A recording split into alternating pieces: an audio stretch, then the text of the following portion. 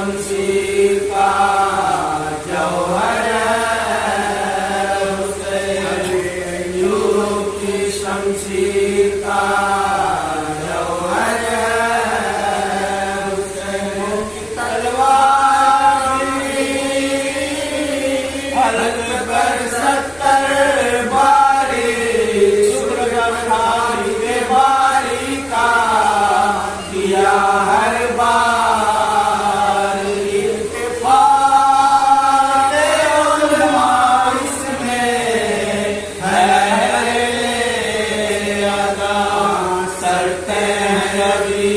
کے لیے کیسے خدا کے اول حیوان لہو کا پیاس کر میں جب ہے تو آب کر میں جب ہے تو آب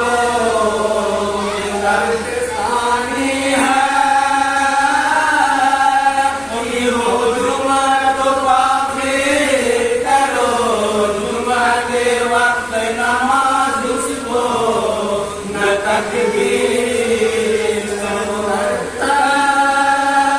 سیدنا کی حیوان وہ پیچھے ہے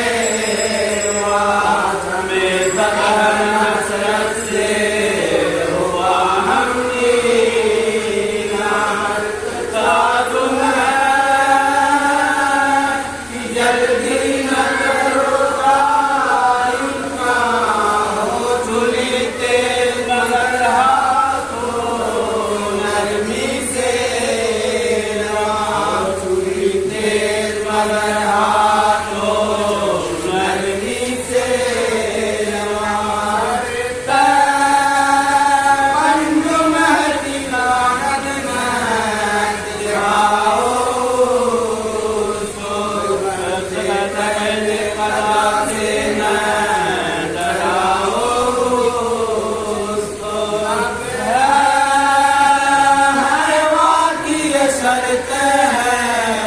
مگر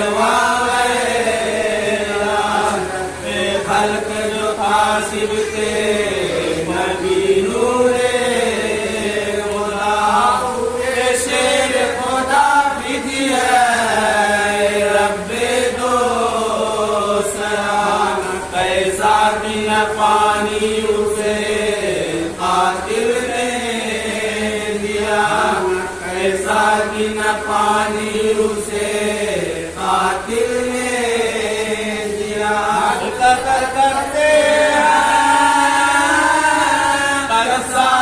بھی قربانی کا بچہ امت نے سید کو دیا پانی کا سے بھی رہتے ہیں بشر جمعہ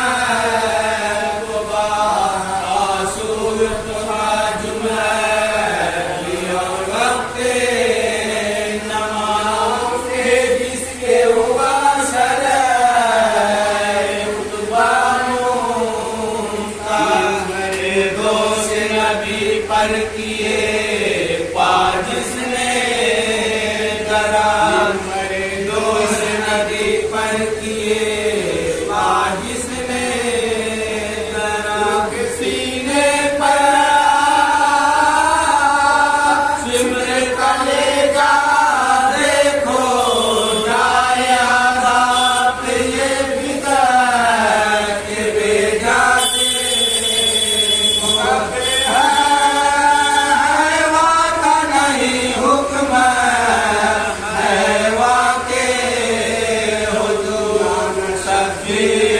کچھ دور زینب جی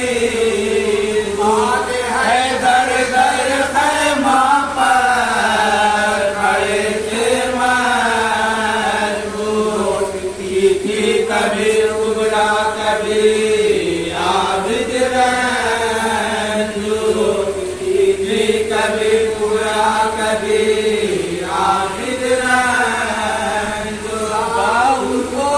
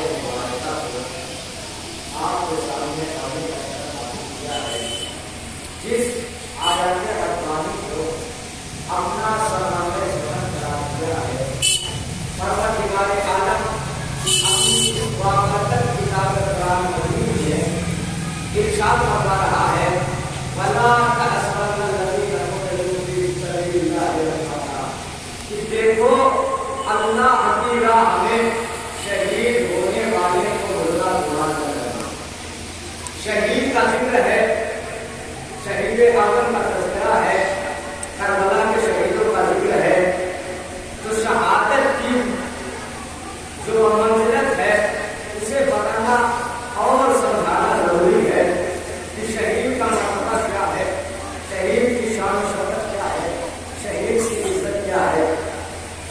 گرامی، اس سے پہلے میں کچھ باتیں عرض کر دوں کہ یہ فرش ادا بچھائی ہو جاتی ہے، یہ فرش ادا کیوں ہر سال ہر مجلسوں میں بچھا دیا جاتا ہے؟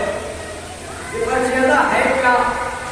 لوگ یہاں پر اکٹھا ہوتے ہیں، اس کا نام فرش ادا پڑ گیا؟ نہیں، دنیا میں بہت سے ایسے کانفرنس اور ایسی تقاریریں، ایسے لیکچر، ایسے بھاشن دیے جاتے ہیں جس کو تقریر اور الگ الگ چیزیں کہی جا سکتی ہے، لیکن فرش ادا نہیں کہا جا سکتا، کیونکہ فرش ادا ایک ایسی میراث ہے جسے سیدہ نے اہل بیت کے چاہنے والوں کے گھروں میں بچھایا ہے، گھروں میں یا کہہ دیا جائے دلوں میں بچھایا ہے۔ فرش ادا ہر کسی کے یہاں نہیں ملتا، فرش ادا خود سے اس کے یہاں ملے گا جو اہل بیت کا محب ہوگا، اہل بیت کا چاہنے والا ہوگا، اہل بیت سے محبت رکھنے والا ہوگا۔ یہ فرش ادا کوئی عام چیز نہیں ہے، ہر کسی کو یہ فرش ادا حاصل نہیں ہوتی، کیوں؟ فرش ادا آپ نسلوں کو حاصل ہے، ایرو گیروں کو حاصل نہیں۔ یہ فرش ادا ہر کسی کو حاصل نہیں ہے۔ آپ مجلس ہوتی ہے، آپ آئے، جمع ہو گئے، اب دنیا کہتی ہے ملتا کیا ہے فرش ادا سے؟ جو بچھاتے ہیں، بیٹھ جاتے ہیں، جمع ہو جاتے ہیں، کچھ ملتا ہے؟ ہم دنیا ہمارے امام بارگاہوں سے تبرکات لے کر جاتی ہے، اپنے پیٹ کو اس سے بھوک مٹاتی ہے اور پوچھتی ہے کہ ملتا کیا ہے؟ چلیے آپ کا بھی سوال ٹھیک ہے، یہ تو انسان کی فطرت کا ہے، بھوک لگے تو کھانا کھایا جائے، یہ تبرکات بانٹے گا، ٹھیک ہے، چلیے یہ تبرک ہے۔ اور کچھ ملتا ہے؟ قسم خدا کی علامہ شہنشاہ حسین نقوی صاحب نے بڑا ہی خوبصورت جملہ کہا کہ لوگ کہتے ہیں کہ ملتا کیا ہے فرش ادا سے؟ وہ کہتے ہیں اگر فرش ادا سے کچھ نہ ملتا تو مجمع روز گھٹتا بڑھتا نہیں۔ یہ مجمع کا روز بڑھنا بتاتا ہے کہ فرش ادا پر آنے سے روز حسین عطا کرتے ہیں، ہم جمع ہوتے ہیں۔ صلوات پڑھے محمد والے محمد پر، اللہم صلی علی محمد والے محمد۔ یہ فرش ادا ہے کیا؟ اگر دنیا آپ سے سوال کرے ملتا کیا ہے فرش ادا سے، آپ کے پاس دلیل ہونا چاہیے کہ فرش ادا سے ملا کیا ہے۔ فرش ادا سے علم بھی ملتا ہے، فرش ادا سے آمدنی بھی ملتی ہے، فرش ادا سے اخلاق بھی ملتا ہے، فرش ادا سے ادب بھی ملتا ہے، فرش ادا سے مسائل بھی ملتے ہیں، فرش ادا سے ہر دین اور شریعت کے مسائل اور جو دین کی باتیں ہیں فرش ادا سے ملتی ہے، کسی یونیورسٹی میں نہیں ملتی۔ یونیورسٹی میں لوگ پیسہ دے کر پاس ہو سکتے ہیں، لوگ گھوس دے کر پاس ہو سکتے ہیں، فرش ادا پر آؤ گے تو یہ ساری خباثت اپنے ذہن سے نکال کر آنا، ورنہ حسین مجلسیں قبول نہیں کرے۔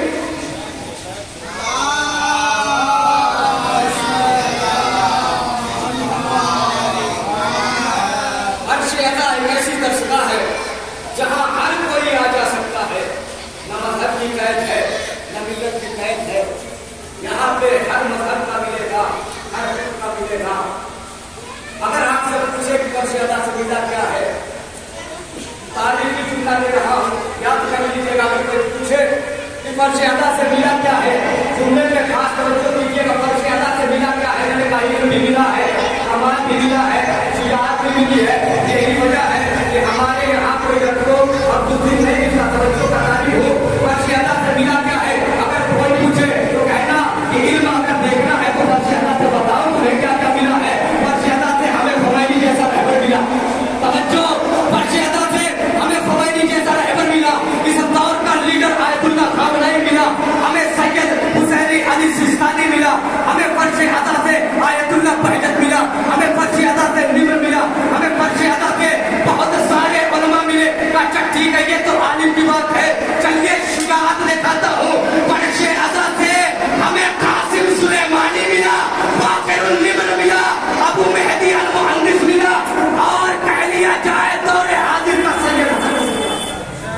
صلوات پڑھے محمد والے محمد پر، اللہم صلی علی محمد والے محمد۔ یا جملے کو بدل کر کیوں کہہ دوں فرش ادا نے بھی دیا ہے. فرش ادا پڑھنا آنے والوں کو بھی ملا ہے. بچوں فرش ادا سے بھی ملے ہیں شجاعت والے اور فرش ادا پڑھنا آنے والوں کو بھی ملا ہے. لیکن فرق ہے دونوں میں.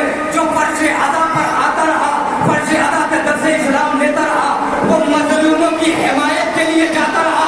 توجہ, وہ مظلوموں کی حمایت کے لیے جاتا رہا, کسی مظلوم پر ظلم کے لیے نہیں پڑھا. اگر لفظوں کو بدل کر یوں کہہ دو کہ تاریخ انسانیت میں دو گروہ ایسے ملے ہیں. ایک کو ابو بکر البغدادی کہتے ہیں جو فرش ادا سے دور تھا وہ آتنکوادی بنا, جو فرش ادا سے درس لے کے بنا وہ کیسے بھولے. صلوات پڑھے محمد والے محمد پر.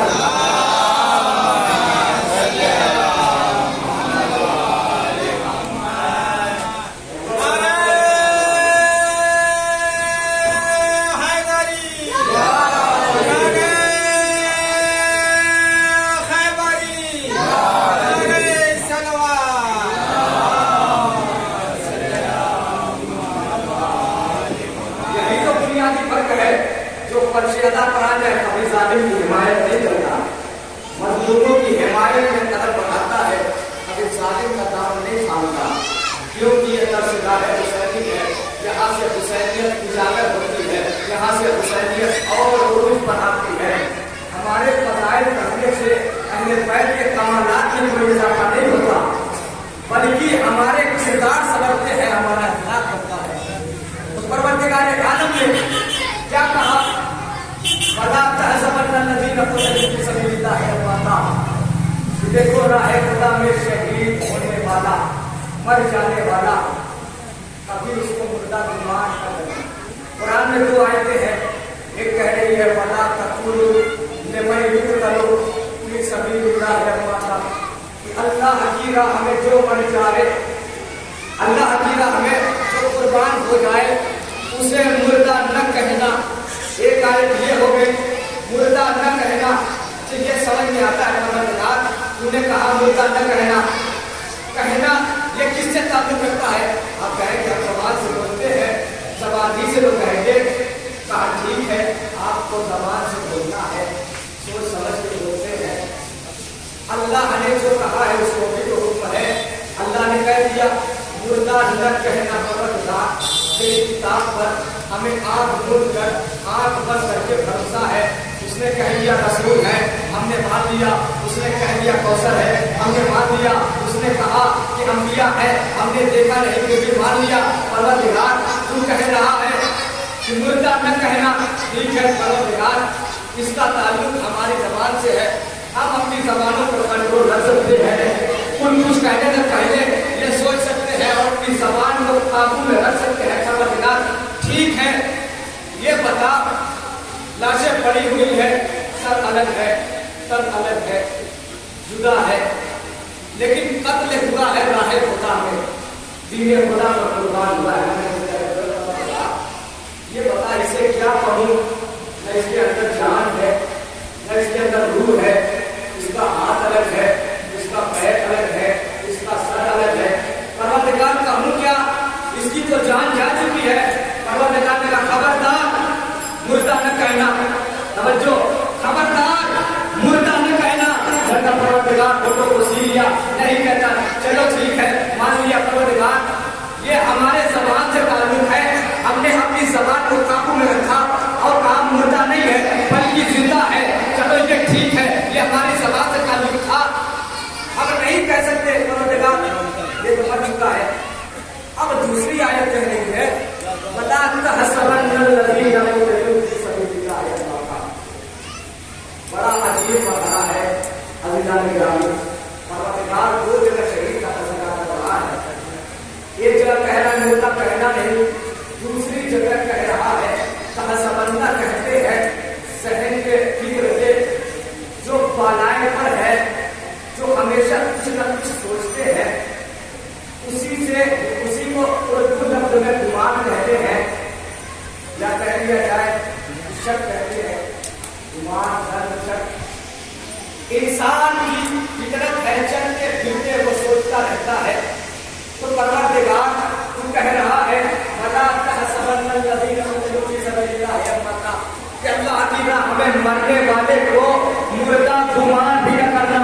परवरदिगार ये चीजें समझ में नहीं आती।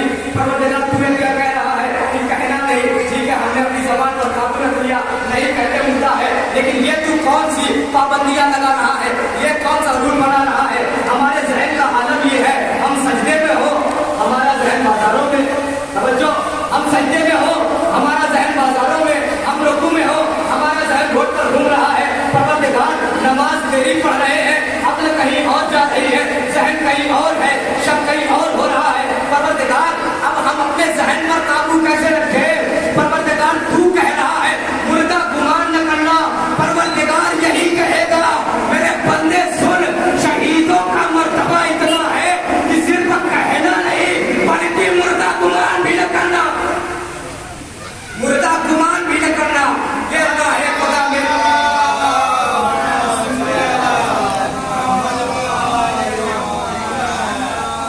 मुर्दा कहना नहीं, ये राह खुदा में जिंदा है और अपने रब की जानिब से ये रिज़्क़ पाते हैं। अल्लाह ने दो आयतों की घोषणा की है ना। अब मैं तुम्हारे मुस्लिमा से पूछता हूँ, ये बताओ तुम्ही ने तो दावा किया था अल्लाह की किताब का दलील देता हूँ। शहीद कितने लोग होते हैं? हर मुल्क का कोई न कोई सिपाही होता है, अगर बॉर्डर पर मर जाए तो उस मुल्क वाले उसे शहीद कहेंगे, उसे शहीद कहेंगे। चलिए और आगे बढ़ते हैं। हमारी शरीयत कहती है कि जितने नबी गुजरे सब सब शहीद।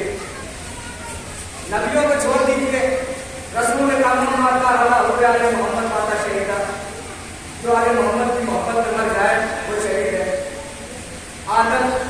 आदम से लेकर खातम तक कितने शहीद हुए? हर नबी के दौर में कोई मुल्ज़िम मददगार रहा जिसने नबी का साथ दिया, उम्मत ने उसे मार दिया, तो वो शहीद हुआ या नहीं? उसने कहा मैं जिंदा हूँ। आदम से लेकर खातम तक चलते हैं, नबियों के दौर का वाक़या है, उसने बताया मैं जिंदा हूँ, मैं गुफ्तगू कर सकता हूँ। न मूसा के दौर का कोई है तो ये कह सकता है मैं जिंदा हूँ, मैं काम को बकूल कर बता सकता हूँ। यहाँ तक कि चलिए मोहम्मद अरबी हज़रत मोहम्मद मुस्तफ़ा सल्लल्लाहु अलैहि वसल्लम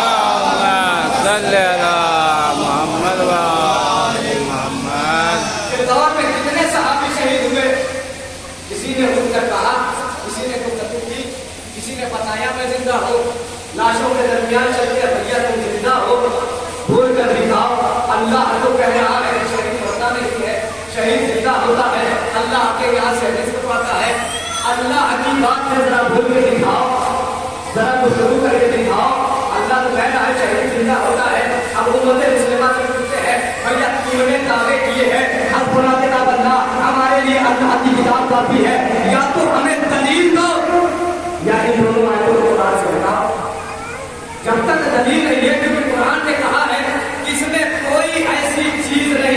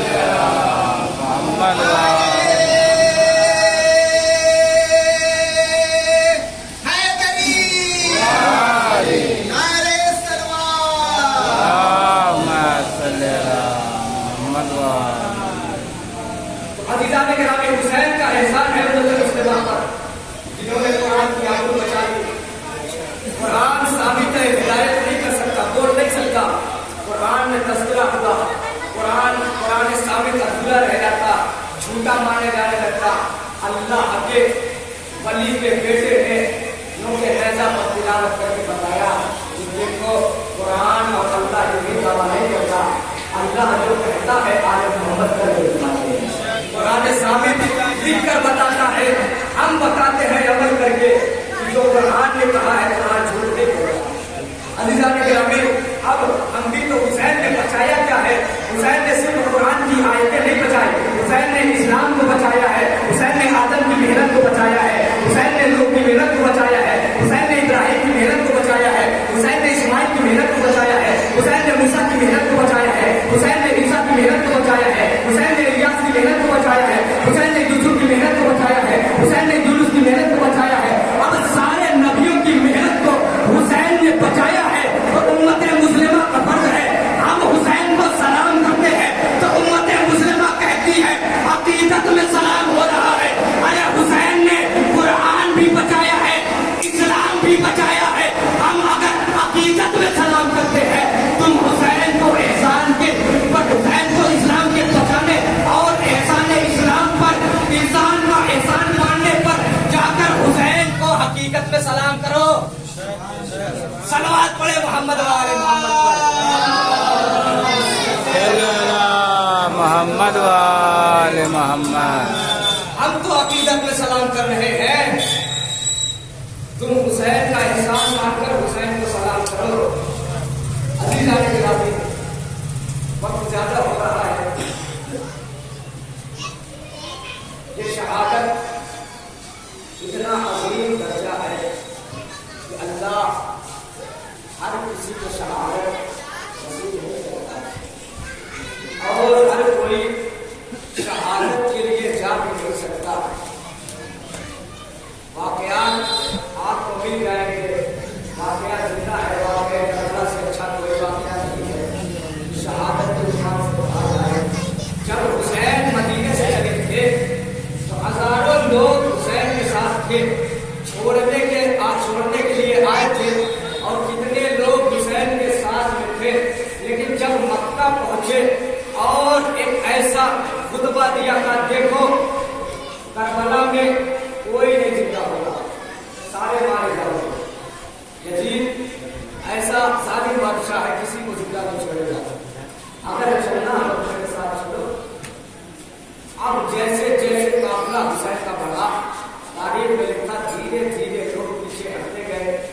کربلا آتے آتے 72 نہیں کچھ اور کم تھا اصحاب کا مجمع، وہ تو بعد میں حسین نے کچھ کو بلایا، جن کی شہادت لکھی تھی اسے خط لکھ کے بھی بلایا گیا، اور جس کی شہادت لکھی تھی وہ ایک رات میں تبدیل ہو کر گل علیہ السلام بن کر قیام حسینی کا آیا۔